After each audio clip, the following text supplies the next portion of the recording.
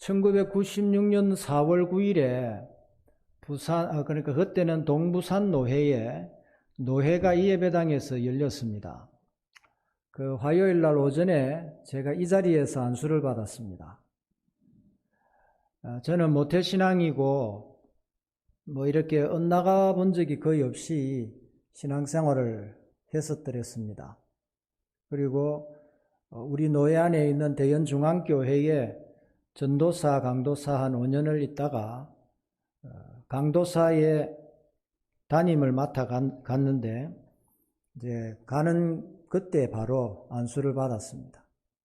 그리고 지금까지 24년 넘게 한 교회를 그냥 지키고 있습니다. 아무 잘한 것 없이 자리만 지키고 있는 그런 형편인데, 저 나름대로는 이 북교회가 늘 마음에 남고, 그날 왜 그래 제가 많이 울었는지, 목사님 말씀도 기억 안 나고, 다른 건 다 기억이 없는데, 많이 운 것만 기억이 납니다. 그때 마음이 아마 어떻게 저 같은 사람에게 이렇게 안수를 주시고 목사로 세우시는가, 거기에 대한 감사였다는 생각이 듭니다. 목사만 귀한 건 아닙니다. 그러나 목사는 하나님께서 세우시고, 물론 장로님들도 세우고, 장립집사님, 권사님, 서리집사님, 우리 주일학교 선생님, 찬양대원, 구역장, 건찰 다 하나님이 세우십니다. 거기에 하나님께서 세우셔서 질서 가운데에서 그 권위에 따라 헌신할 기회를 주셨기 때문에 이건 정말 귀한 일입니다. 그 직분이라고 하는 거, 거기다가 또 어떤 직책까지 맡겨주시면 정말 세상에서는 교회라고 하는 것을 제대로 이해를 못하지만 적어도 우리는 성경을 통해서 교회가 무엇인지를 조금만 알면, 야, 이건 사람으로는 할 수 없는 거구나. 이건 정말 전적으로 은혜로만 할 수 있는 일이구나를 알게 됩니다. 오늘 보니까 찬양을 이렇게 하는 모습도 너무 귀하고, 하나님이 주신 목청이 없으면 어떻게 하겠습니까? 저 반주하는데 손가락에 문제가 있으면 마비가 오면 어떻게 반주를 하겠습니까? 다 은혜죠. 오늘 아침에 저는 이제 장례식장에는 못 갔지만은 우리 교회에 한 형제가 있었는데 50세 된 노총각 형제였는데 다리도 불편하고 몸도 뒤틀리고 귀도 잘 안 들리고, 태어날 때는 정상으로 태어났는데 자라면서 사고로 몸도 다치고 머리도 다치고 해가지고 어디를 가나 사람들한테 무시당하고 업신여김을 당하고 많은 상처를 받은 그런 한 형제가 지난 목요일 날 밤에 자는 잠에 그냥 천국 갔습니다. 알코올 중독에서 못 벗어나가지고 털 그렇게 하면서도 아래 목요일인가가 지난 화요일인가 전화가 왔더라고요. 그래서 저는 생각하기에 이 형제가 남 사랑을 많이 받는 입장인 것 같지만, 제가 돌이켜보니까 이 형제가 참 저를 많이 사랑했다라는 그 생각을 다시 한번 갖게 됩니다. 화요일 날 전화가 와가지고 이런저런 이야기를 하면서 그 전주에 교회를 안 왔었거든요. 그래서 제가 왜 교회를 안 오느냐고, 예배드리러 나와야지, 불편해도 나와서 주보도 접고 이제 그렇게 예배를 드려야 되는데, 그래 길재 형제 자리가 없었다 그랬더니 술을 먹고 자가지고 못 왔다, 이제 그렇게 이야기를 합니다. 그리고 화요일 날 통화를 하고 그게 마지막 이제 인사였습니다. 이 친구는 늘 하는 말이, 목사님, 제가 목사님 사랑하는 것 아시죠? 늘 그런 이야기를 합니다.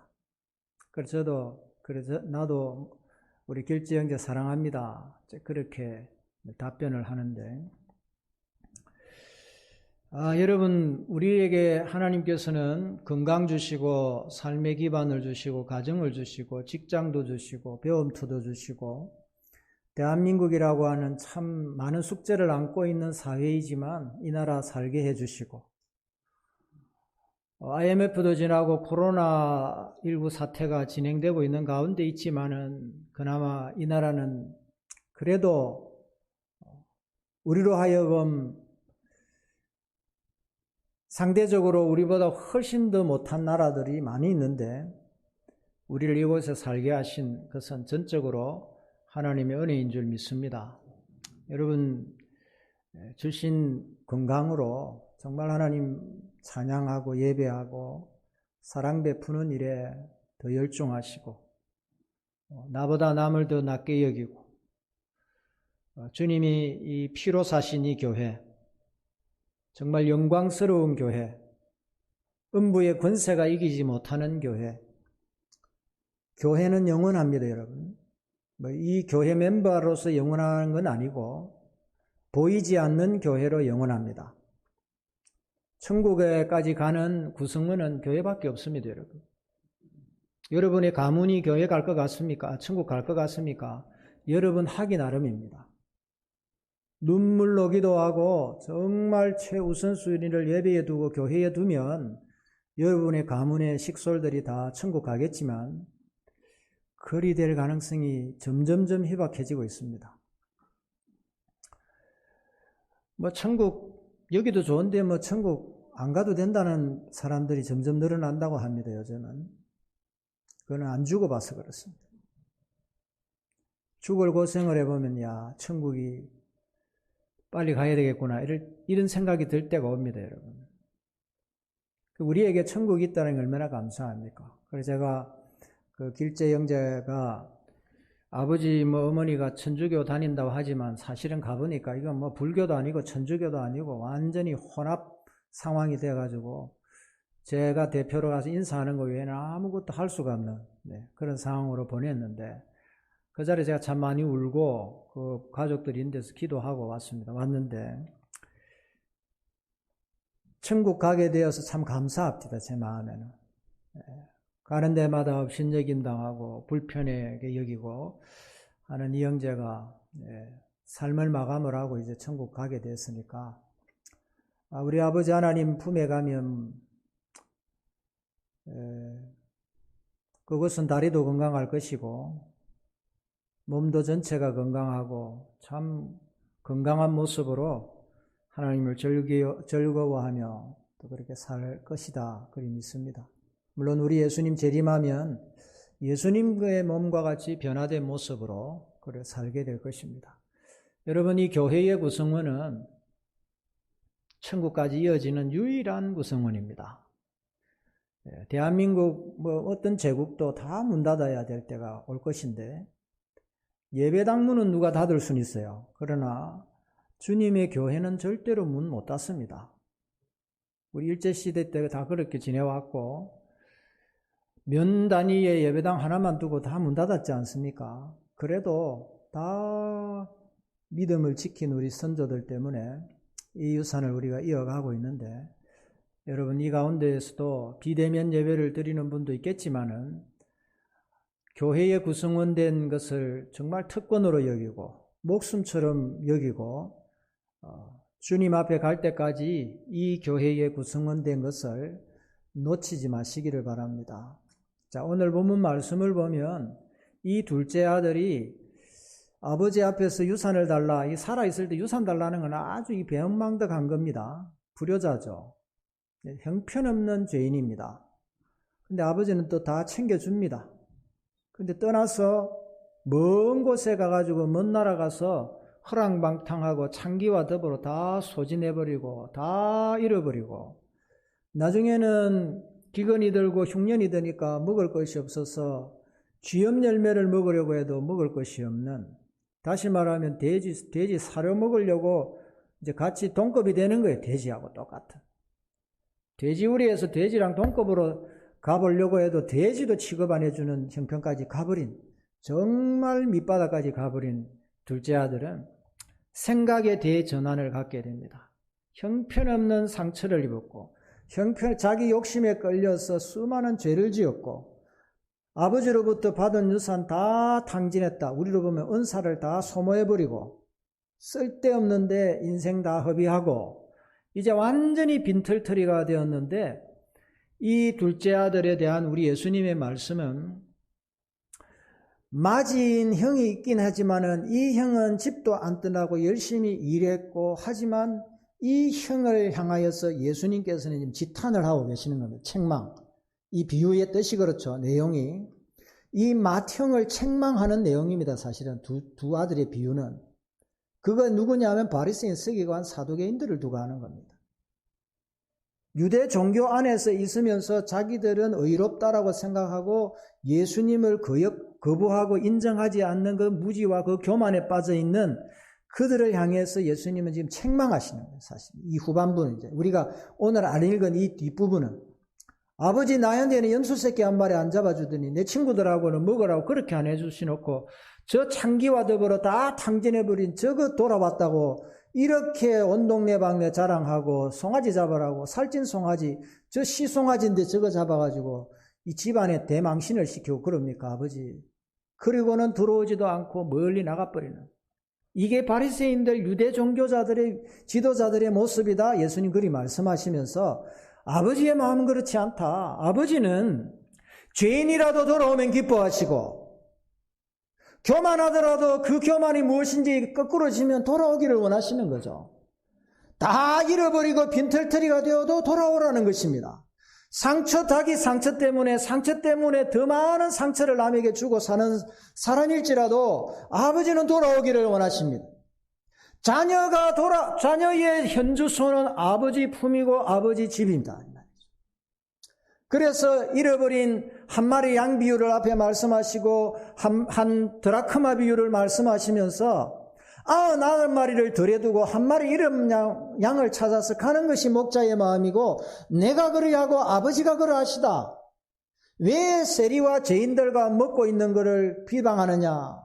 나사렛에서 무슨 선한 것이 나겠느냐고 너희들이 보는 종교적 관점, 세상적 가치관을 가지고 사람을 평가를 하고 진리를 거부하느냐, 그 말씀이잖아요.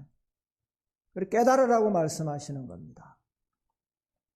아버지 하나님은 지금도 우리 각자가 나는 뭐 돈 많고 나는 지위가 있고 나는 부유하고 나는 자랑할 것이 많은 지위를 가진 사람이니까 나를 인정한다. 천만의 만만의 말씀입니다. 그건 아버지 하나님이 다 주신 은혜요 은사로서 주신 것이지, 우린 다 죄인입니다, 여러분. 로마서 3장 23절에 모든 사람이 죄를 범하였음에 하나님의 영광에 이르지 못하더니 그리스도 예수 안에 있는 속량으로 말미암아 하나님의 은혜로 값없이 의롭다 하심을 얻은 자 되었느니라. 다 죄인이에요, 여러분. 우린 다 죄인임에도 불구하고 죄인이 아닌 양 폼 잡고 있을 때가 많아요. 그만큼 손해입니다. 둘째는 그렇지 않았습니다. 죄인인 줄 알았습니다. 너무 상심이 크고 죄책감이 크니까 아버지 집에는 배고파도 죽겠지만은 내가 이렇게 산다는 것 자체가 아버지의 아들의 명성, 아버지의 명성에 누를 끼쳤으니까 내 아버지 집에 배부른 품꾼들이 많은데, 종들이 많은데 날 그렇게 취급해 주시더라도 이 허기진 배라도 좀 채워야 되겠다. 그런데 이 아들이 하는 이야기가 예수님이 비유로 하신 거니까 예수님이 꾸며내시고 각색한 내용이지만, 여기에는 하나님 우리 아버지가, 우리 예수님께서, 성령님께서 계시하시는 바가 큰 내용이잖아요. 그래서 우리가 누가복음 15장 이 두 아들 비유에 대해서 이건 그냥 단순 비유로 그렇게 취급하지 않습니다. 여기에는 기독교 기본 진리와 복음이, 그리고 하나님의 사랑이, 인간의 타락과 본성적 그 부패함이 다 들어있고, 교회가 무엇이 되어야 되고 교회됨이 어떠하며 종말적으로 하나님께서는 어떻게 우리를 이끌어 가시는가에 대한 내용이 다 들어있습니다. 그래서 오늘 이 본문 말씀이 제가 드리기에는 긴 시간이 되겠지만은 이 시간에는 너무 허용되는 시간이 한 50분까지 예배를 마쳐야 된다니까 제가 드릴 말씀 거의 사실 다 드린 겁니다. 여러분, 하나님은 우리를 정말 사랑하십니다. 그분은 창조주로서도 우리를 사랑하시고 우리의 예배의 대상으로서도 사랑하시지만 그분은 우리의 아버지로 사랑하십니다. 아버지로서 사랑하십니다. 또 어떤 분은 그럽니다. 아버지에게 상처를 많이 받은 분들은 아버지 부르는 것 자체가 너무 힘들어가지고 아버지라고 하나님을 부르지를 못하는 분들도 가끔 있습니다. 이해는 됩니다. 그러나 넘어야 됩니다. 하나님을 아버지라고 부르는 것에 대해서 여러분 얼마나 우리에게 주어진 특권인지 모릅니다. 이것은 관계에서 나오는 거고 이건 신분적인 문제입니다. 종이 주인을 보고 절대로 아버지라고 부를 수가 없어요, 여러분. 종이 주인 마님을 보고 아버지라고 부르려면 딱 한 가지밖에 없습니다. 양자가 되면 됩니다. 근데 성경에 보니까 로마서 8장에 또 갈라디아 4장에 양자의 영을 우리가 마음 가운데 보내사 아빠 아버지라 부르게 하셨다, 그렇게 나옵니다. 우리에게는 성령님이 오셔서 우리가 워낙 하나님의 창조하신 그분이 내 아버지라는 것을 아담 이후에 우리가 잃어버렸기 때문에 모르고 있으니까 성령님이 우리의 마음 안에 와가지고 하나님 우리 아버지다라고 가르쳐 주신다 이 말입니다. 그래서 히브리 말이 아니고 거기 아빠 아버지라고 되어 있는 아바는 아람어입니다. 아람어. 아바 파테르라고 되어 있는데 하나님을 아빠 아버지라고 부르게 해 주신 것이 성령님의 역사입니다. 성령님은 저도 성령님의 은사나 성령님이 거듭나게 하시는 것이나 성령님이 말씀을 깨닫게 하시는 것이나 기도에 힘을 주시는 거나 모든 것 설교하게 하시는 거 다 성령님이 하시잖아요. 성화시키시는 거 성령님이 하십니다. 그러나 제가 볼 때 제일 중요한 것이 하나님과 나 사이의 관계를 예수 그리스도께서 십자가를 통해 해결해 놓으신 것을 내게 가지고 오셔서 나와 그분과의 관계를 새롭게 해 주신 것이 가장 크다, 저는 그리 믿습니다. 성경을 여러분 잘 보면 성경은 여러분 관계를 말하는 겁니다. 아담 하와의 관계고 아담과 하나님과의 관계였고 관계가 깨지니까 모든 게 다 깨지는 거죠. 그 관계에 사탄이 개입하고 그 관계에 돈이 개입하고 그 관계에 세상적 가치가 개입을 하면은 관계는 다 깨집니다. 목사님과 장로님 사이에 또 어떤 다른 것이 개입하면 이 관계가 다 깨진다고. 여러분, 목사님과 장로님 사이는 사역자로서 직분자로서 하나님이 주신 질서가 있는 관계입니다. 목사님의 권위를 장로님이 뛰어넘으면 절대로 장로집사님이 장로님들을 존중하지를 못합니다. 될 수가 없습니다. 그건. 장로님이 목사님의 권위를 인정하면요, 장로집사님들이 혹시라도 장로님들의 권위를 뛰어넘으려고 하다가도 멈칫하게 되어 있습니다. 이건 하나님이 주신 권위에 대한 원칙입니다. 여러분, 이 권위는 세상적 권위와는 다른 것입니다. 굴림에서 폭권적으로 강압해서 착취하는 그런 권위가 아니에요. 성경적 권위는 하나님 우리 아버지는 아버지로서 권위를 가지고 계시지만 우리에게 아빠 아버지라고 부르게 하시는 그분은 우리와 너무나 친근하게 대하기를 원하시는 하나님이십니다. 그러나 만물을 있게도 하시고 없게도 하시는 분이십니다. 그런데 그분은 우리가 범죄하고 우리가 이 둘째 아들처럼 보따리 사고 집 나가도 늘 기다려주시는 분이세요. 끊임없이 기다려주신다. 상거가 먼데 달려나가 껴안고 목을 껴안고 입을 맞추면서, 여러분 노숙자 생활 한 달만 하면은 아무리 친한 형제라도 껴안는 거 어려울 겁니다. 그런데 부모는 할 수 있어요. 아버지 어머니는 가능합니다. 그게. 오늘 우리 하나님께서 우리 예수님께서 하나님 아버지는 이런 분이시다 보여주시는 겁니다. 묻은 때를 안고 오는 것을 그대로 껴안아 주십니다. 여러분, 기다리시는 그분에게 여러분은 어떤 상황이 되어도 나아가야 됩니다. 그걸 우리는 예배라 하고 그거를 찬양이라 하고 기도라 하고 섬김의 공동체의 자리라고 말하는 겁니다. 나가야 됩니다, 여러분. 멈춰 있으면 계속 죽은 상태입니다. 이 둘째는 보따리 싸고 나간 것 자체가 영적으로 죽음입니다. 아버지와 스스로 단절하고 나간 자리입니다. 세상의 노예, 돈의 노예, 쾌락의 노예가 되겠다고 하고 나간 것입니다. 그런데 아버지는 나가는 그 순간부터 기다리시는 거예요. 아이, 저놈이 1km 가다가 돌아와야지. 2km 정도 저 산모퉁이 돌아가다가 아니다 하고 돌아오겠지. 아버지는 기다리시는 거잖아요. 그게 때로는 5년이 걸리고 10년이 걸리고 15년이 걸리고 20년이 걸려도 아버지는 기다리시는 겁니다. 이제는 나이가 들고 노쇠해져 가지고 눈이 멀고 더 이상 기력이 쇠잔하여 일어서서 기다릴 수 없는 상황이 되어도 아버지는 기다리십니다. 렘브란트라는 분이 그린 당자의 귀향이라고 하는 그림이 있습니다. 또 그 책이 있습니다. 또 헬리나우에는 맞죠?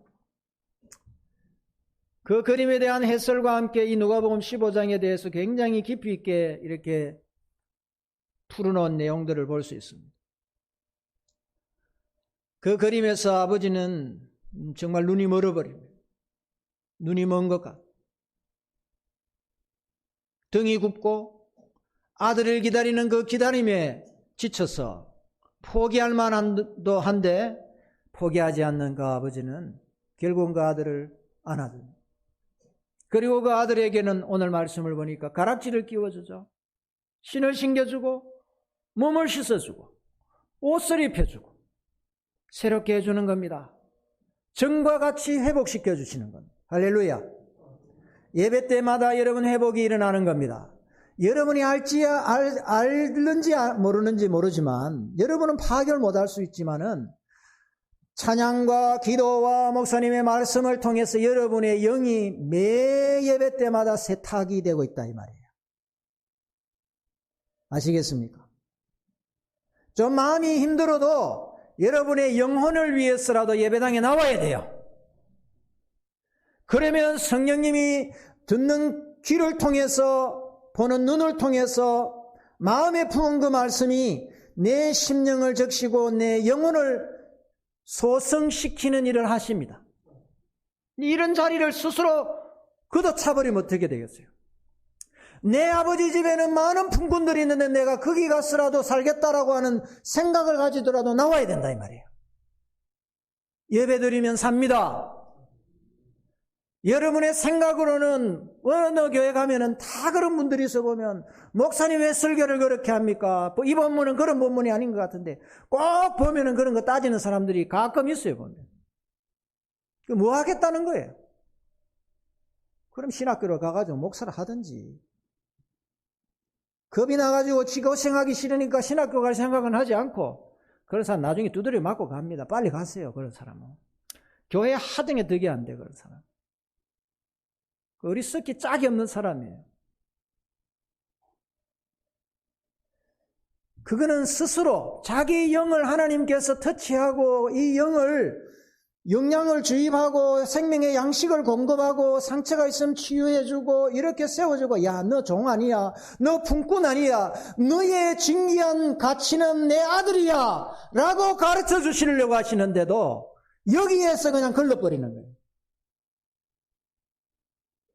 여기에서 그냥 차단을 시켜버린다고. 어떤 사람은 졸면서 다 차단시켜버리고. 여러분 말씀을 듣는 자리에서 여러분이 이해가 되지 않더라도 은혜의 자리에 있어야 됩니다.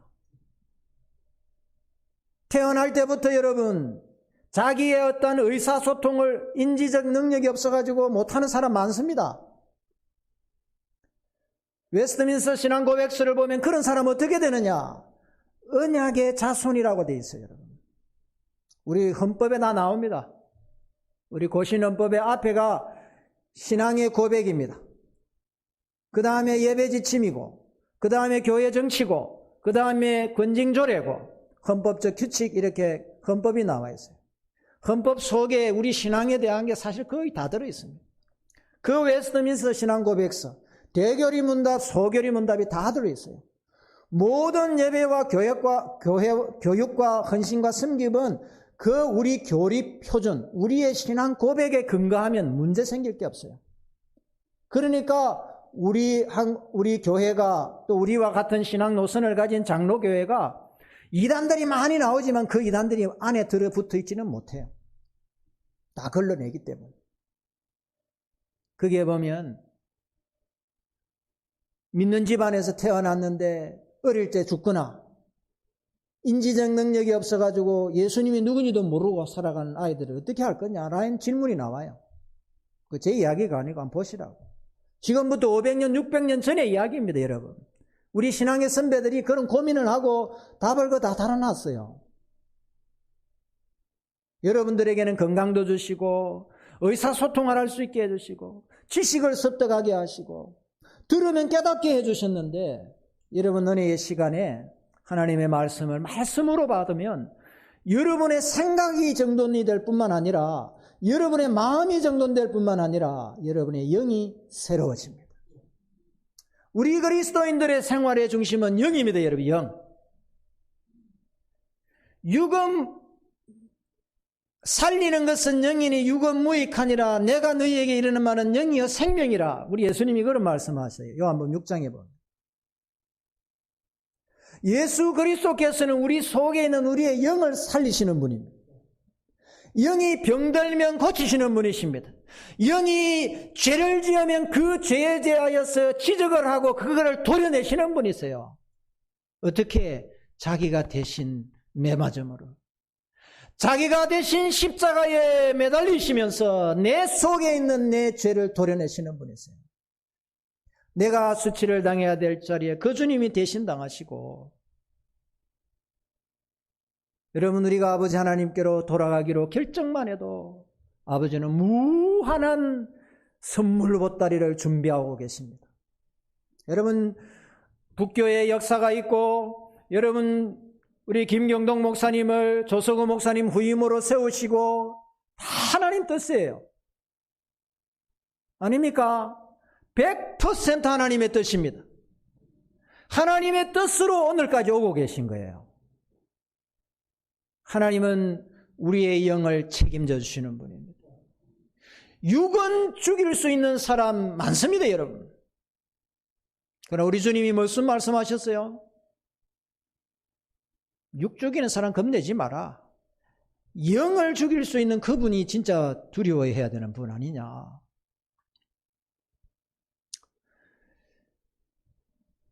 우리가 땅에 있는 동안에는 각자의 몸을 입고 살다가 이 부패 타락한 세상과 같은 우리의 몸이에요, 사실은.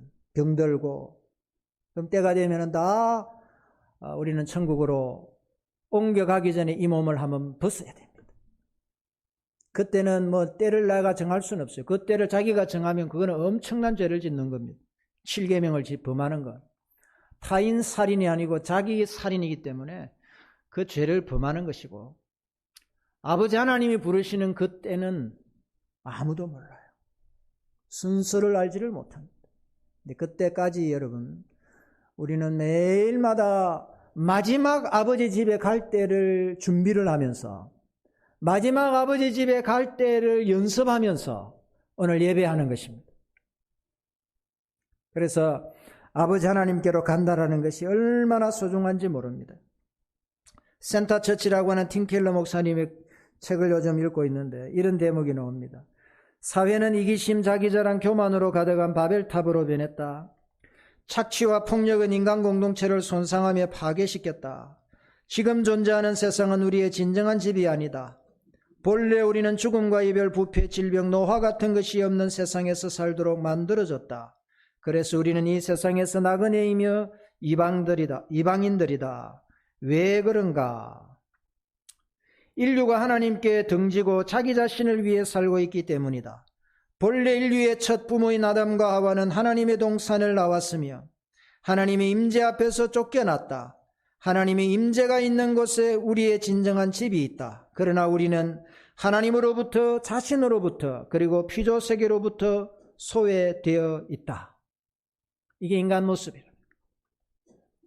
대단히 많은 것을 가지고 높은 지위에 오르고 그래도 인간은 소외되어 있는 거예요.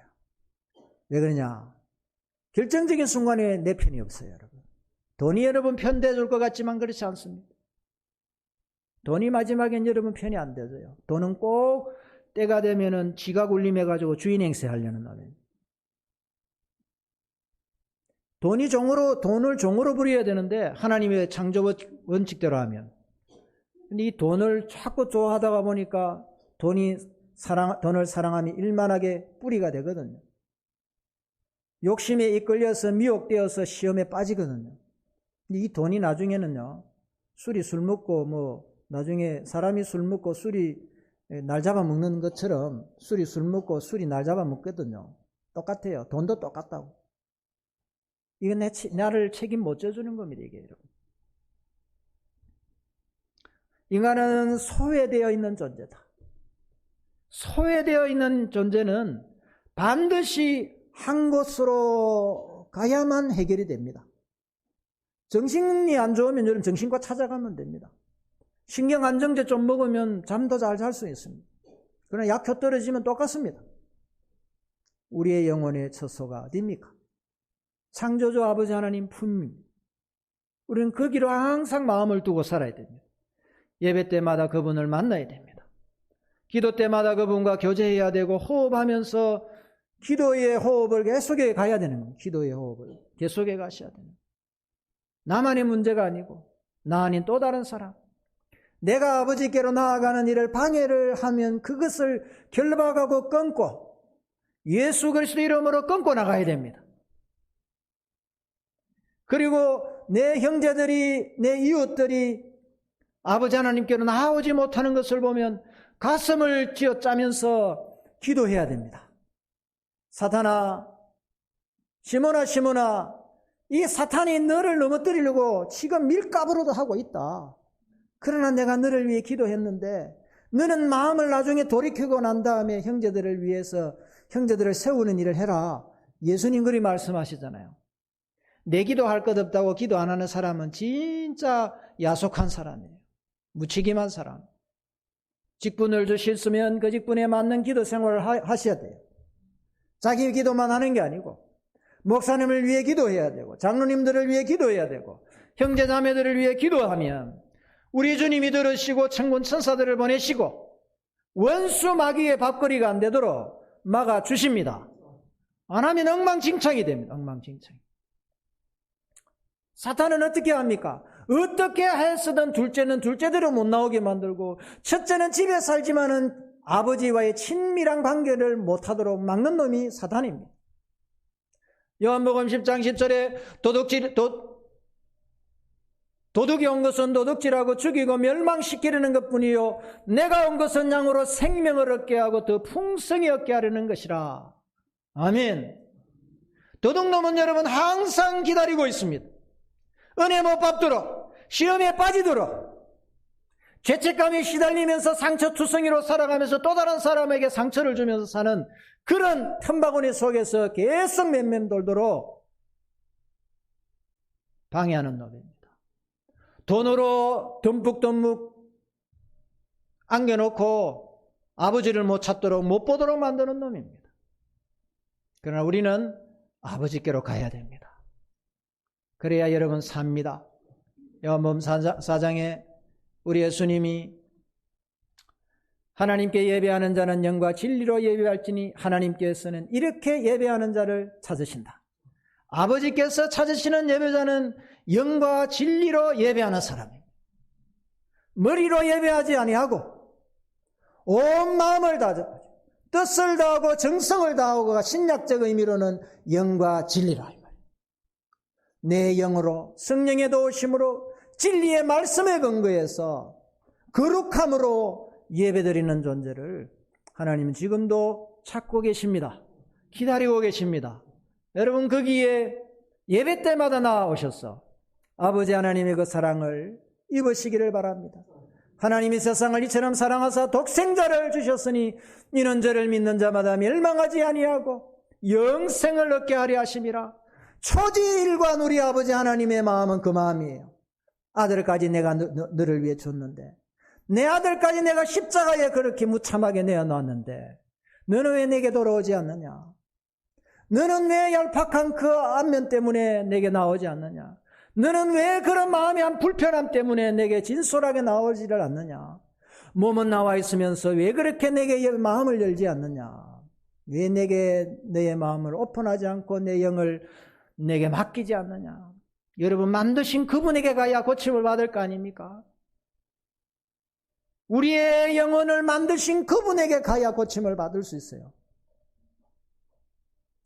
한국 교회가 너무 종교화되어 가지고 겉으로는 화려할지 모르지만 내면에 우리의 심령이 너무너무 고갈되어 가고 있고, 아버지 하나님과의 그 친밀한 관계를 소홀히 하는 경향이 너무 많습니다. 너무 기복적이고.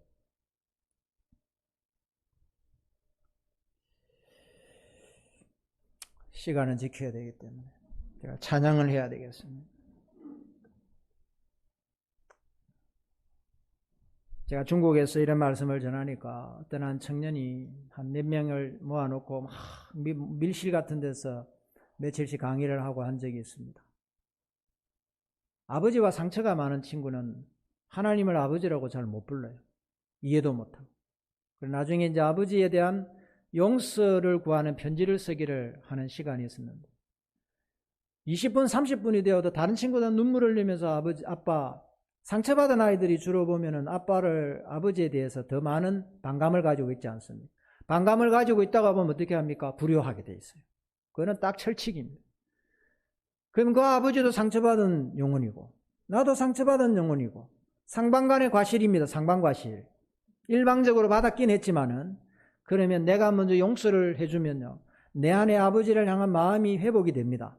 그럼 하나님 아버지로부터는 그 마음을 내가 부원받게 된다고. 그래서 편지를 씁니다. 한 20분, 30분, 50분이 가도 한마디도 못 듣는 친구가 있더라고요. 다시 이제 상담을 하고 그 편지를 적으면서 자기 아버지가 자기에게 어떻게 했는지를 이야기를 하고 그 벽을 쌓고 산 거예요. 근데 그게 한마디를 써가면서 오열을 폭발한 겁니다.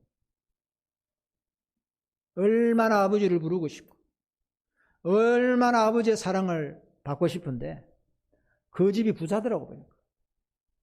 근데 그 아버지로부터 사랑을 자기는 못 받고 상처만 받았다고 생각하니까 이 아버지와의 벽이 너무 컸었는데 아빠 죄송해요 써내려가면서 회개하게 되고 하나님께서 나를 얼마나 사랑하시는가를 막 부음받는 그런 시간들이 있었어요. 여러분 옆에 있는 형제들을 용서하지 않으면은 주님이 뭐라고 말씀하십니까? 베드로가 나서가지고 7번 하면 되겠습니까? 예수님께서는 70번씩 7번이라도 용서해라. 할렐루야. 무한대로 용서하라는 뜻입니다. 그거 다 또 계산을 때려가지고 497번 용서하면 된다. 근데 사실 한번 해보세요. 497번 해가지고 용서 못할 사람 아무도 없어요, 여러분. 무한히 용서하라는 뜻이에요. 아버지는 그렇게 용서해 주십니다. 예수님은 나를 그렇게 용서하신 분입니다. 우리도 그리 용서해야 됩니다. 그러면은 용서해주면 그분과 나 사이의 관계가 회복되고 수평적 관계가 다 회복이 됩니다. 피해 입은 사람은 반드시 가해자입니다, 여러분. 피해만 입지는 않아요. 생각으로 남을 어떻게 하든지 마음으로 어떻게 하든지 다 공격을 하고 있어요. 쌍방이에요, 여러분. 그러나 권위자가 또 풀어야 될 건 풀어야 되고 우리는 화해하고 서로 용서하게 될 때에 이 지금 맏형하고 둘째랑 사이가 이게 틀어져 버렸잖아요. 죄인들이 회개하고 돌아오고 세리들이 회개하고 돌아오는 게 바리새인들을 볼 때는 꼴사나운 짓이라 이 말입니다. 그래서는 안 돼요, 여러분. 도토리 키재기 아닙니까, 인간은? 거기서 거기에요, 우리는. 거룩하면 얼마나 거룩하다고. 다 똑같아요, 우리는. 다 죄인입니다. 용서할 거 용서하셔야 됩니다. 용서의 기도를 수십 시간이 들더라도 해야 됩니다. 그래야 자기가 살아요, 자기가. 자기 영혼을 자유케 할 수 있습니다. 용서하는 사람은 자기 영혼을 살리는 겁니다. 그리고 상대방도 살리는 거고 아름다운 신앙의 공동체, 가족 공동체가 건강하게 세워질 수 있는 지름길이 용서입니다. 그게 아버지 하나님의 사랑이 있어요. 우리가 아버지 하나님께 나아가면 그런 마음을 부어 주십니다.